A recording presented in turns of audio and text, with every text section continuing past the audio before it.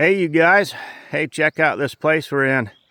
I wanted to tell you guys a little bit of something about the difference between being on the mainland, where your rivers are longer.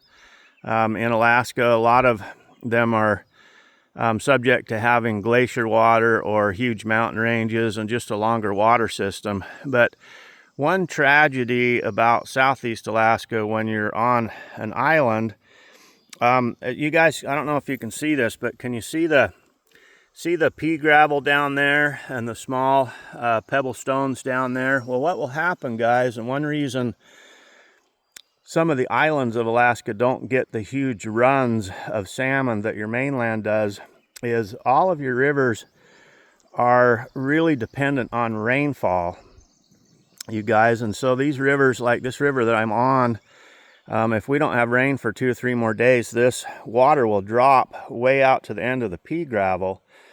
And it makes sense because when you're in the mainstream current, like on the other side, your big rushes of water are going to come down there. They're going to move all the pea gravel off of your boulders and your big rocks, and then they move them to the off side of the river over here.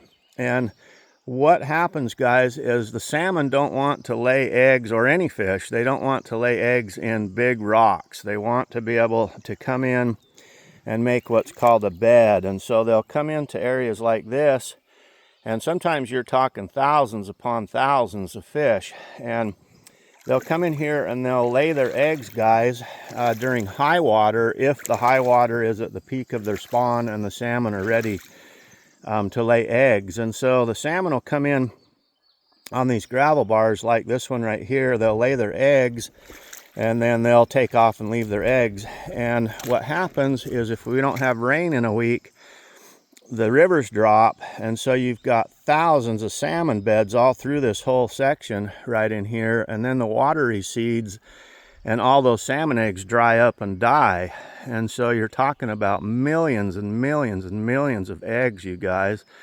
And so it's really one reason that when you live on an island and most of your rivers have shorter river basins and they're dependent on rain, is really one good reason why we don't have as big a salmon runs as other places in not only Alaska but the world.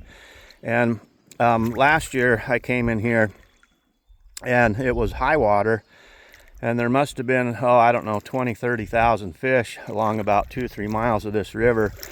And they were spawning all the way out here, and I'll try to show you guys this. It's hard because I'm making ripples, but if you look down, you can see the fine gravel there. So then anyway, about 2 weeks after that, I came back.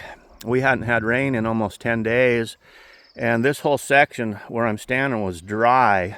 And so all those millions of salmon eggs were lost, guys, because they just dried up.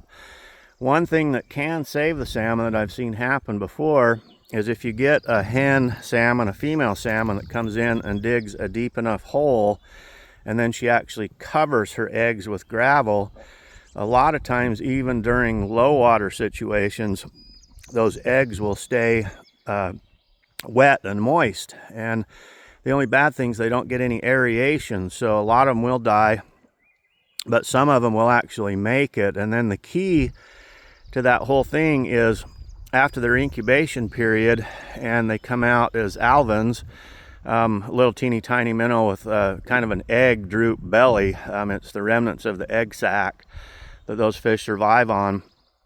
Well, if we do have high water during that time and those little babies hatch, then they could survive. And I've seen that happen to where the rivers come up, the little babies hatch, and then a lot of times there'll be crevices that the little babies can't get out of. So you need pretty good high water so that those little fry or smolt can move out of those little crevices and get back into the main current of the river and then head down to the ocean.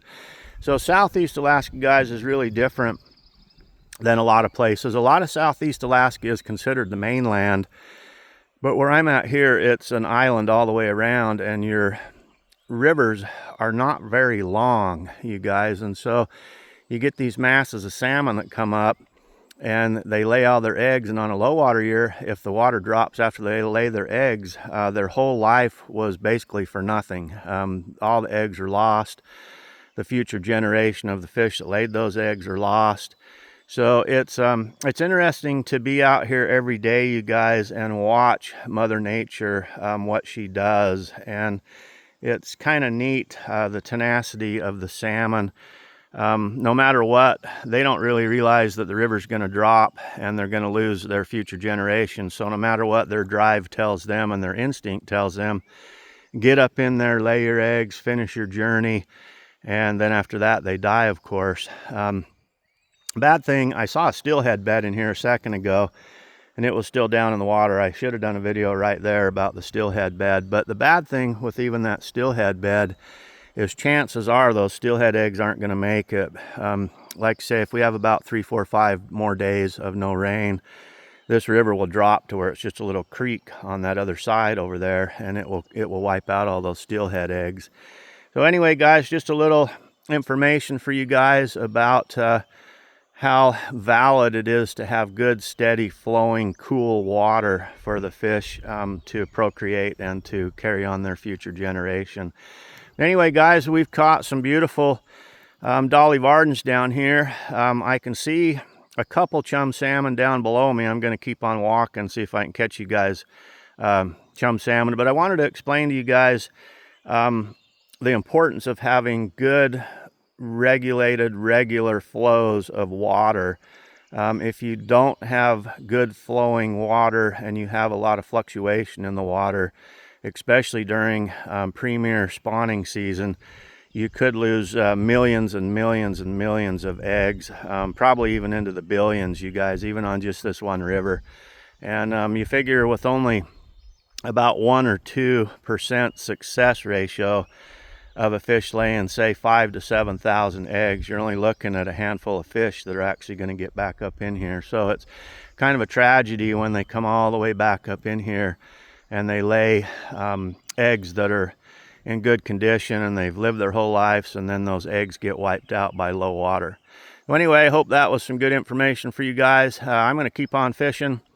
It's really weird not to have Rachel Ray here, and I tell you, I sure miss her. And anyway, I wasn't going to come, but I thought, you know, I got to get out and do something and try to have some fun with you guys and explain a little something here from Southeast Alaska. So anyway, guys, if I hook a chum salmon, I will make a video, you guys, if I can get him close to the bank. But anyway, check out how beautiful that is, guys. I wish you all were here. Boy, it'd be a nice place to sit and have a picnic. I've walked by about 4 or 5 piles of bear poop on my way down here, and the salmon berries are just brilliant red and orange, and the purple huckleberries are coming off. So the bears are really concentrating on a few fish. We've got sockeye in the river right now. We've got a few chums in the lower river. Our silvers are starting to come in to 2 rivers that I know of. Anyway, guys, a little long-winded today, but I'm just blown away by the sheer beauty of this place. And in all my life, I've never seen another human being down in here. It's definitely one of my most favorite places to come. And I'm getting old, guys, so I don't know how much longer I'm going to be able to hike in here, but I made it today for you guys.